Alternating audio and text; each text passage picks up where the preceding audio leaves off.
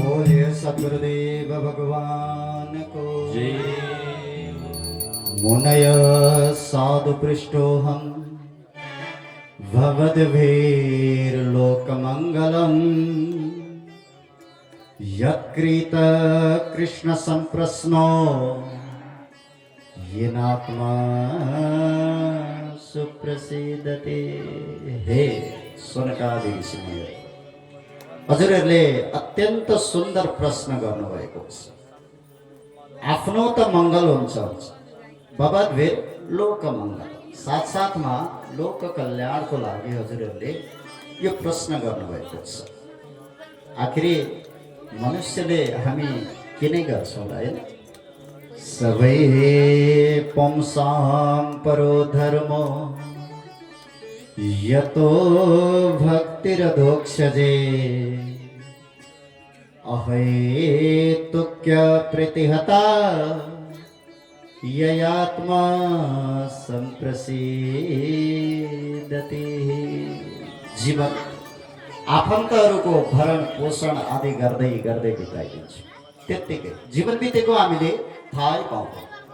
अनि उस्तै पर्यो भने हामी कलियुगी प्राणीहरू यो अवस्थामा पुगिसकेका छौँ कि जबसम्म दुःख कष्ट आदि पर्दैनन् तबसम्म भगवानको मन्दिरै कहाँ जान्छौँ हैन? जब दुःख कष्ट आइलाग्न लाग्दछन् नि अनि भगवानको मन्दिरमा जान्छौँ अनि गएर भगवानसँग के भन्छौँ? हे भगवान, यो दुःख कष्ट मलाई नै मात्रै किन दिनुभएको? मलाई दिने साटो बरु तल्ला घरकी साइले, माथला घरकी च्यान्टी, पल्ला घरकी बन्टी, ओल्ला घरकी ठुलीलाई दिनु नि। राम राम राम राम। हेर्नुहोस् त, आफ्नो दुःख चाहिँ दुःख हो अनि अरूको दुःख चाहिँ दुःख होइन। हामी के गर्दैछौँ विचार गर्नुभएको छ? भगवानको मन्दिरमा गएर अरूको अहित सोचिरहेका छौँ। भगवानको धाममा गएर अब अर्काको अहित सोच्यौँ भने आफ्नो चाहिँ हित हुन्छ र हुँदैन? यस्तो खालको भक्ति हुनु भएन कि? अब कर्म पनि कस्ता हुन लाग्यो त भन्दाखेरि हामी निष्काम भावनाले कर्म गर्छौँ। किन गर्छौँ हैन? हामीले यहाँ निष्काम भावनाले कर्म गरेका छौँ। बिहानै गुरुले सङ्कल्पमा भन्दै हुनुहुन्थ्यो, म माथिबाट सुन्दै थिएँ। अप्राप्त लक्ष्मी प्राप्त्यर्थम प्राप्त लक्ष्मी चिरकाल संरक्षणार्थम। अप्राप्त भएको लक्ष्मी चाहिँ चाँडै आओस् है, अनि जो घुमेको छ त्यो चाँडै आओस्, अनि जो रहेको छ त्यो पनि चिरकालसम्म रहोस्। बिहानै यति लगाएका हुन्छ। निष्काम भावना छ र यहाँ पनि छैन? अब कार्यहरू पनि कस्ता हुन लाग्यो त? हे भगवान, यसपालि हजुरको नाममा म 4 लाख रुपियाँ खर्च गरेर भागवत लगाउँदैछु, अर्को सालसम्ममा चाहिँ 8 लाख फाइदा होस् है। रामका दशा यही भनेको हो। अरू त अरू यी त पुरै छोड्छ। घरमा एउटा सत्यनारायणको पूजा लगाउनु पर्यो भने गुरुगामा 5 चोटि जान्छ अथवा गुरुलाई फोन गर्छ, गुरु नारायणको पूजा लगाउनु पर्यो नि। गुरुले भन्न लाग्नुहुन्छ हुन्छ ठिकै छ लगाउनुहोस्। अब 2-4 दिन बित्दै जान्छ नि अनि फेरि फोनको घन्टी लगाउँछ, गुरु नारायणको पूजा त लगाउनै भइहाल्यो, यति गरिसकेपछि अलिकति त्यो रुद्री पूजा पनि गरिहाल्नु पर्यो, सकिहाल्नु पर्यो। गुरुले भन्न लाग्नुहुन्छ ठिकै छ नि त लगाउनुहोस्, त्यो पनि गरौँला। अब समय नजिकै आउँछ नि अनि मनमा फेरि अर्को भावना आउँछ। नारायणको पूजा पनि भयो, रुद्री पूजा पनि गरिने। अब यति गरिसकेपछि साना केटाकेटी अलिक उद्दण्ड भइरहेका छन्, यिनीहरूको ग्रह शान्ति पनि एकैचोटि किन नसकेको? अब ग्रह शान्तिको कुरो जोडिन्छ फेरि, त्यो पनि ठिकै छ भन्न लाग्नुहुन्छ। अब घरमा के कर्म भयो? नारायणको पूजा पनि भयो, भोले बाबाको आराधना पनि भयो, नवग्रह शान्ति पनि भयो। अब यति सबै भइसकेपछि अलिकति महाकाली, महालक्ष्मी, महासरस्वतीको उपासना गर्न चाहिँ किन छोडौँ? त्यो पनि सक्दिहालौँ। फेरि गुरुलाई फोन गर्न लाग्छ, गुरुले भन्न लाग्नुहुन्छ यति धेरै कर्म त एकजनाले हुँदैन, अरू 1-2 गुरु खोज्नुपर्छ। अनि हामी के भन्न थाल्छौँ? तपाईँले भनेर हुन्छ र? यति नै कर्म अस्ति भर्खर तल्ला घरमा फलाना गुरुले सक्नुभयो, हाम्रामा चाहिँ किन सकिँदैन? उल्टे वाद विवाद गर्न थाल्छ। रामका दशा बिहानदेखि बेलुकासम्म एकजना गुरुले विधिवत तरिकाले पूजा लगाउने भने यो पूजै सके। तपाईँका रुद्री पाठ कहाँ गए, ग्रह शान्ति कहाँ गए, चण्डी कहाँ गए? सबै दाल भात खिचडी बनाएका छौँ। अनि कर्म चाहिँ दाल भात खिचडी बनाउँछौँ होइन, थोरै गर्न चाहन्छौँ। अनि फलको आशा चाहिँ यति धेरै राखेर हुन्छ र? यस्तो खालको भक्ति हुनु भएन कि। भक्ति भनेको कस्तो हुनु पर्दछ? अहेतुकी हेतु रहित हुनुपर्दछ। भगवानको मन्दिरमा गएर पनि कुनै इच्छा आकांक्षाहरू नराख्नुहोस्। भगवानको दर्शन गर्नुहोस्, फर्केर आउनुहोस्। यो कर्मभूमि हो नि। यहाँ आइसकेपछि जो लिएर आउनुभएको छ त्यो त अवश्य प्राप्त हुन्छ, तर कर्म चाहिँ गर्नुपर्दछ। फेरि भाग्यमा छ भनेर डोकामा दुध दुहुनु भयो भने त अडिँदैन। त्यसको लागि त बाल्टी नै चाहिन्छ। कर्म चाहिँ गर्नुपर्दछ। कर्मभूमि जो लिएर आउनुभएको छ त्यो अवश्य प्राप्त हुन्छ। अहेतुकी हेतु रहित हुनुपर्दछ। भक्ति भनेको कुनै पनि मनमा इच्छा आकांक्षा भावना आउनु भएन, यस्तो कर्म गर्नुहोस्। यदि यी कर्महरू गरेर पनि फेरि मनमा भगवान प्रति झुकाव भएन भने श्रम एवै केवल, त्यो श्रम मात्र हुन्छ, बिना पत्ताको खर्च। हामीले 7 दिनसम्म पुराण लगाएका छौँ। यो पुराण लगाएर पनि भगवानको चरणार बिन्दमा यो मन अर्पित भएन, झुकेन भने यो फकट्टे खर्च मात्र। तसर्थ अब त्यसो भए धर्मको अर्थ चाहिँ के हो त? हामी धर्म गर्ने भन्छौँ। यो धर्मको अर्थ चाहिँ के हो? धर्मस्य यापवर्गस्य नार्थोर्थायोपकल्पते। धर्मको अर्थ भनेको यापवर्ग। यापवर्ग भनेको एउटा त मोक्ष भन्ने अर्थ लाग्छ, अर्को चाहिँ नपवर्ग इति यापवर्ग। हजुरहरूले पढ्नु पनि भएको हो, उच्चारण स्थान आदि को कवर्ग क ख ग घ च च वर्ग च छ ज ज यहाँ पढ्नु भएको छ हो। त्यस्तै पु पवर्ग प फ ब भ म, यी 5वटा अक्षर हाम्रो जीवनमा लागू भएन भने यसैलाई मोक्ष भनिन्छ। त्यसमा पहिलो अक्षर प यानी कि पतन। जुन स्थानमा गइसकेपछि पतन भएर फेरि बारम्बार यो धरामा आउनु पर्दैन भने यसलाई मोक्ष भनिन्छ। अर्को फल आशा, फलको आशा कति धेरै छ। अघि पनि भनेको थिएँ नि मैले, यो पुगेन त्यो पुगेन, यस्तो भएन उस्तो भएन, हे भगवान मलाई नै मात्र यो दुःख कष्ट किन? कति हो कति फलको आशा छ। तर जुन स्थानमा गइसकेपछि यो कुनै पनि प्रकारको आशा रहँदैन भने यसलाई मोक्ष भनिन्छ। र तेस्रो अक्षर ब यानी कि बन्धन। जब जब बालक जन्मने गर्दछ नि हामी भगवानको स्वरूप मान्ने गर्दछौँ त्यो बच्चालाई होइन। अलिकति ठुलो हुन लाग्दछ, केही समय बित्न लाग्दछ। जब मलाई भोक लाग्छ यिनीहरूले खुवाउँछन्, जब म मैलो हुन्छु यिनीहरूले सरसफाइ गरिदिन्छन्, जब म रुन्छु यिनी पनि रुने गर्दछन्, जब म हाँस्छु यी पनि हाँस्ने गर्दछन्। यानी कि हरेक मेरो दुःखमा यिनी पनि दुखी हुने गर्दछन् अनि हरेक मेरो सुखमा यिनी पनि सुखी हुने गर्दछन्। त्यसैले यी त मेरी माँ आमा पो रहेछ।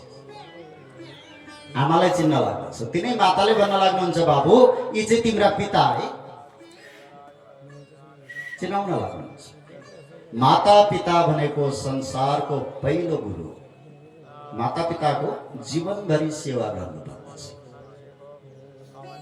अब त्यहाँदेखि अगाडि चाहिँ समय बढ्दै जान्छ, अलिक ठुलो हुँदै जान्छ अनि कथा सुरु हुन्छ कि अलिक ठुलो हुन लाग्दछ। यो त मेरो दाजु, त्यो त मेरो भाइ, यो त मेरो दिदी, ती त मेरी बहिनी, यो त मेरो मामा, ती त मेरी माइजू, यो त मेरो साथी, त्यो त मेरी सखा। सुरु हुन लाग्दछ। अब बिस्तारै बिस्तारै समय बित्दै जान्छ नि बाबा आमा, विवाह हुन लाग्दछ अनि माता पिता भन्न छोड्छ छोरोले। छोरो कता गयो? यो त मेरो सालो त्यो त मेरी साली, यो त मेरो ससुरा त्यो त मेरी सासू। अब लाग्यो पद्म पुराणमा वर्णन गरिएको छ स्यालोको बुद्धिदायक। घर बनाउनु पर्यो, गाडी आदि किन्नु पर्यो, व्यापार बिजनेस आदि गर्नु पर्यो। घरमा माता पितालाई छोरोले सोध्दैन अरे, ससुरालीमा गएर सालोलाई सोध्छ अरे के गरौँ भनेर। सल्लाहकार चाहिँ सालो भन्छ अरे के। अब यति हुँदा पनि गृहस्थ आश्रम चाहिँ फेरि राम्ररी चल्नु नि, त्यो पनि छैन। दम्पति नाम छ कल्पना, पति र पत्नीमा चुक्को लगाएर आग्लो र कुचोले रामायण र महाभारतका युद्ध जति बिहान बेलुकै भइरहेछ। बाहिर गएर कथा किन सुन्नु पर्यो होइन? घरैमा रामायण महाभारतका युद्ध सकिएपछि यो अवस्था छ। अब बिस्तारै बिस्तारै समय बित्दै जान्छ नि। समय बित्दै गइसकेपछि त उसका पनि सन्तति हुन्छन्। उसका पनि सन्तति भइसकेपछि अनि ससुरालीबाट फर्केर आउँछ। यो त मेरो छोरो, त्यो त मेरी छोरी, यो त मेरो नाति, ती त मेरी नातिनी। अब यता साउको भन्दा ब्याजको बढी माया हुन्छ अरे हैन? कसैलाई हामीले ब्याजमा पैसा लागेका छौँ भने उठाउन चाहिँ के भन्दै पुग्छौँ? साउ चाहिँ बिस्तारै दिँदा नै हुन्छ, ब्याज चाहिँ साह्रै खाँचो परेको छ दिनुहोस् न, यही हो नि बोलिन्छ। साउको भन्दा ब्याजको बढी माया हुन्छ। त्यो ब्याजको भन्दा त्यसको पनि ब्याजको बढी माया हुन्छ अरे के। छोराछोरीको भन्दा नाति नातिनाको बढी माया हुन्छ। नाति नातिना भन्दा पनाति पनातिनाको अझ बढी माया हुने गर्दछ। जीवनको उत्तरार्धमा जब आँगनी टाढा हुन लाग्दछ त्यतिखेर ती नाति नातिना पनाति पनातिना छेउमा आउन, हजुरबुबा हजुरआमा भनुन्, सबैभन्दा आनन्दको पलै त्यही हुन्छ अरे। गृहस्थ आश्रमको सबैभन्दा उत्तम समय पनि त्यही हो है भनेर भनिएको छ। हुँदा हुँदा हुँदा हुँदा अब बाबामा 125 वर्ष पुगिसक्नु भयो। ती बाबा आमालाई सोध्नुहोस् त, बाबा अब त जाने बेला भयो होला नि, आमा अब त जाने बेला भयो होला नि, सोध्नुहोस् त के उत्तर आउँछ? अलि डह्रो हुनुहुन्छ भने त लट्ठी खाइन्छ। त्यही पनि अलि नसक्ने हुनुहुन्छ भने उत्तर के आउँछ? होइन होइन बाबु, नातिनीको बिहे नहेरी त मर्दिन होला। नाति र नातिनी बुहारी चाहिँ छोरीको विवाह पक्का गरौँला भरे बा बिचैमा जानुभयो भने त 1 वर्ष रोकिन्छ। बरु 2-4 वर्षपछि गर्छु, विदा गरेरै गर्छु, पर्खेर बसेका छन्। अब बा चाहिँ गिडगिडो लिएर बस्नु भएको छ, जनाती जनातिनाको विवाह नहेरी मर्दिन होला। रामका दशा भन्न खोजिएको जीवनको अन्तिम क्षणमा पनि जो बन्धन रूपी गाँठो हुन्छ नि, पहिलो कुरो त हामी फुकाउनै चाहँदैन, दोस्रो कुरो चाहेर पनि नफुक्ने बनाइसकेका हुन्छ। तर जुन स्थानमा गइसकेपछि यी कुनै पनि प्रकारका बन्धन आदि रहँदैन भने त्यसलाई मोक्ष भनिन्छ। र चौथो अक्षर भ, यानि कि भय, डर, त्रास आदि यो गेटबाट बाहिर निस्किनु पर्यो भने पनि यो शरीरको कति माया हुन्छ हैन? कतै ठेस लागेर लड्छु कि, कतै मलाई चोट लाग्छ कि, कति धेरै माया छ यो शरीर, कति धेरै डर छ। तर यति हुँदा हुँदै पनि नि बाबा हाम्रो स्वभाव चाहिँ कस्तो भइसक्यो थाहा छ? हजुरहरूलाई थाहा छ आँडीफोर टङ्ग्रगै गरुड के भन्नुहुन्छ?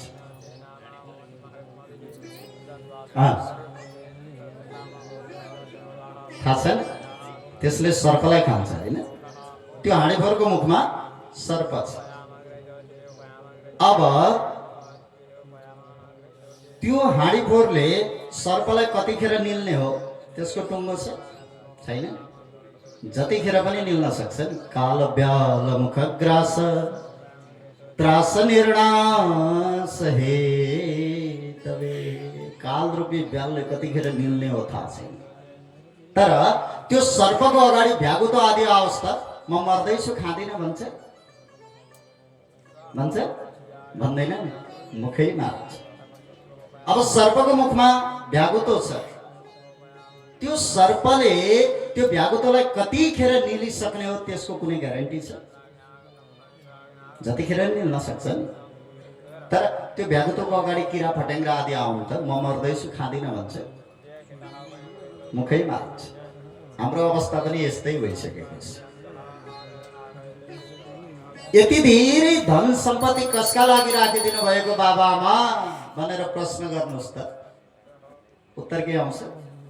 बाबु, छोरा नाति पनातिलाई पनि चाहियो नि। सबैले दिने उत्तर यही हो नि, हैन? तर बाबा आमा छोरा नाति पनातिको लागि धन सम्पत्ति साँचेर राखिदिनु भयो भने नि लेखेर राख्नु होला, सबैभन्दा बिग्रेका सन्तान तपाईँका हुन्छ। किन? जीवनमा उसले कर्म गर्नै पर्दैन। बाजुबाले टन्न राखिदिएको छ, कर्म गर्नु पर्यो त परेन नि, जति भने पनि छ। अब कुनै कर्म गर्नु नपरेपछि गलत मार्गमा जान कति बेर पनि लाग्दैन। अब यहाँ एउटा प्रश्न आउन सक्ला, त्यसो भए छोराछोरीको लागि चाहिँ नगर्ने त केही पनि? छोराछोरीको लागि गर्न चाहिँ गर्ने, कति गर्ने? पढाउने, पढाउने, उच्च शिक्षा दिने, जीवनमा गरी खाने एउटा बाटो चाहिँ बनाइदिने। जब गरी खाने आधार बनाइदिन्छौँ नि हामी, माता पिताको कर्तव्य त्यही पूर्ण हुन्छ, बाँकी गरी खाने जिम्मा चाहिँ उसको। त्यहाँदेखि अगाडि बढ्यौँ भने हाम्रो जीवन जड भरतको जस्तो हुन्छ के। हामी भोलि पर्सि श्रवण गर्छौँ जड भरतको कथा, त्यस्तै हुन्छ। ती भरतजी महाराजले त्यो मृग शावकलाई पानीबाट जब निकाले कर्तव्य त्यही पूर्ण भएको थियो नि, तर उनले त्यति मात्र गरे। यो चिसोले यहीँ मर्यो भने त मलाई दोष लाग्छ कि भनेर कुटीमा लिएर गए, चाहिने भन्दा बढी गरे, कर्तव्यदेखि बाहिर। त्यो बाहिर गएको कारणले गर्दाखेरि अर्को जन्ममा मृग नै भएर जन्मिनु पर्यो, त्यसको मोहमा फँसेका थिए। त्यस्तै हुन्छ। भय, डर, त्रास आदि हुँदा हुँदै पनि हामी यसतर्फ धकेलिरहेका छौँ। तर जुन स्थानमा गइसकेपछि यो कुनै पनि भय, डर, त्रास आदि हुँदैन भने यसलाई मोक्ष भनिन्छ। र अर्को पाँचौं अक्षर म, यानि कि मृत्यु। सबैभन्दा ठुलो डर त हामीलाई मृत्युदेखि लाग्छ नि, हैन? कोही जान चाहन्छौँ, चाहँदैनौँ। तर बाबामा यो लोकको नामै मर्त्य लोक हो। यहाँ आइसकेपछि एक दिन न एक दिन सबैले जानु नै पर्छ। फरक कति छ? कोही अलिकति छिटो जान्छ, कोही अलिकति ढिलो जान्छ, यति नै मात्रै फरक हो नि। तर जुन स्थानमा गइसकेपछि जहाँ जन्म हुँदैन त्यहाँ मृत्यु कसरी, अनि जहाँ मृत्यु हुँदैन त्यहाँ जन्म कसरी? जहाँ जन्म नै हुँदैन भने त्यहाँ मृत्यु कसरी हुन्छ? अनि जहाँ मृत्यु नै हुँदैन भने त्यहाँ जन्म चाहिँ कसरी हुन्छ? यो जन्म मृत्युको चक्करबाट जहाँ छुटकारा पाउँछौँ त्यसलाई मोक्ष भनिन्छ। त्यसो भए महाराज, हामी मनुष्य, हामी जीवहरूको कर्तव्य चाहिँ के हो त? जीवस्य तत्त्व जिज्ञासा नार्थो यश्चेह कर्मभिः। हामी जीवको कर्तव्य तत्त्व जिज्ञासा, तत्त्वको जिज्ञासा। त्यसो भए यो तत्त्व भनेको चाहिँ के हो नि? वदन्ति तत्तत्त्वविद तत्त्वं यज्ञानमद्वयम् ब्रह्मेति परमात्मेति भगवानिति सप्यते। तत्त्ववेत्ता व्यक्तिहरूले सच्चिदानन्द स्वरूपलाई नै तत्त्व भन्ने गर्दछ, कसैले ज्ञानलाई नै तत्त्व भन्ने गर्दछन्, अनि कसैले त्यही तत्त्वलाई राम भन्ने गर्दछन्, कसैले कृष्ण भन्ने गर्दछन्, कसैले भगवान भनेर पुकारा गर्ने गर्दछन्। जब जब भगवानको चरणार बिन्दमा यो मनलाई अर्पण गर्छौं, सारा जति पनि सन्देहहरू छन् ती सारा सन्देहहरू नष्ट भएर जान्छ। भिद्यते हृदय ग्रन्थि छिद्यन्ते सर्व संशयाः क्षीयन्ते चास्य कर्माणि दृष्ट एवात्मनीश्वरे।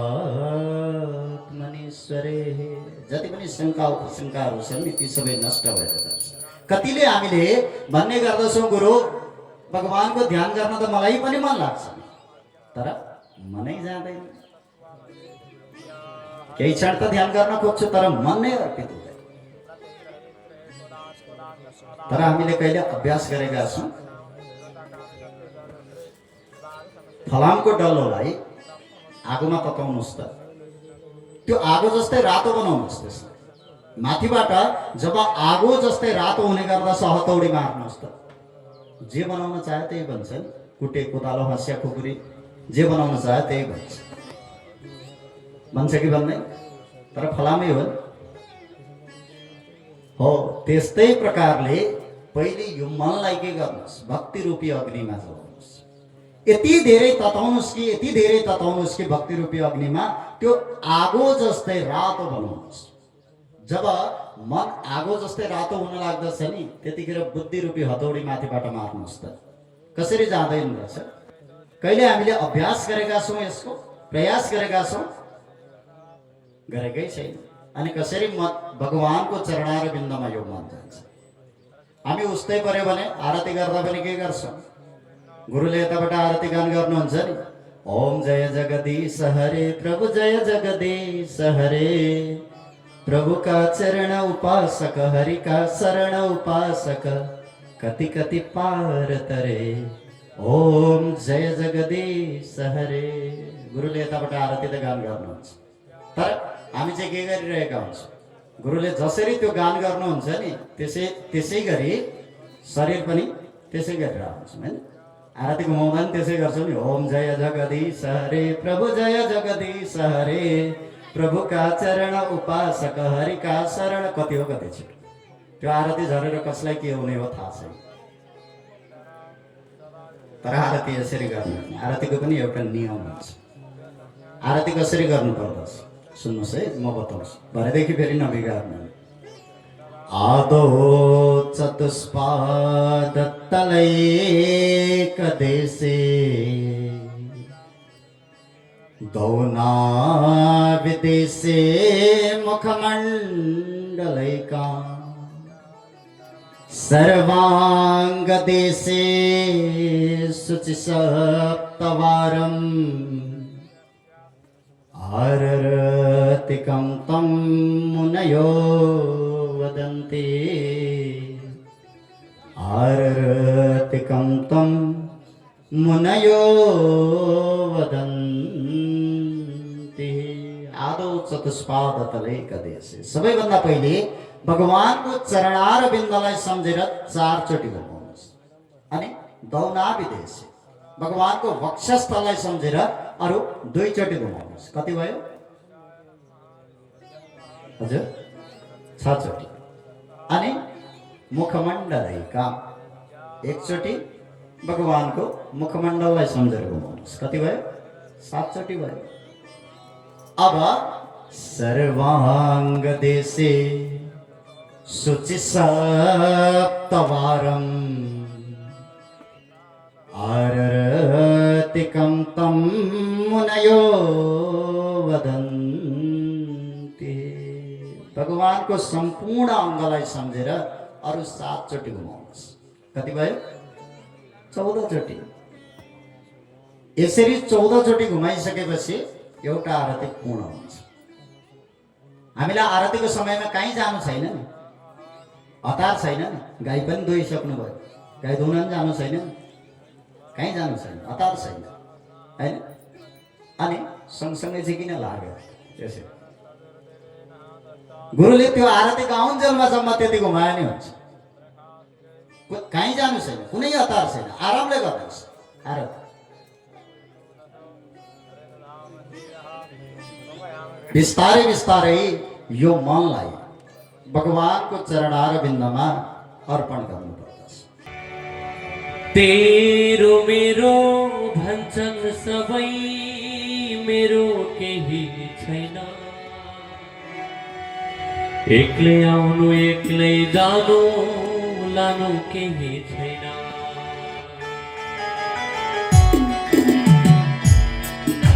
सबैले ताली बजाउनु होला।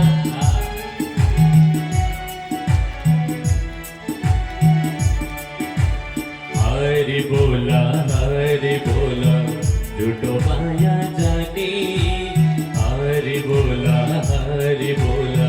झुटो माया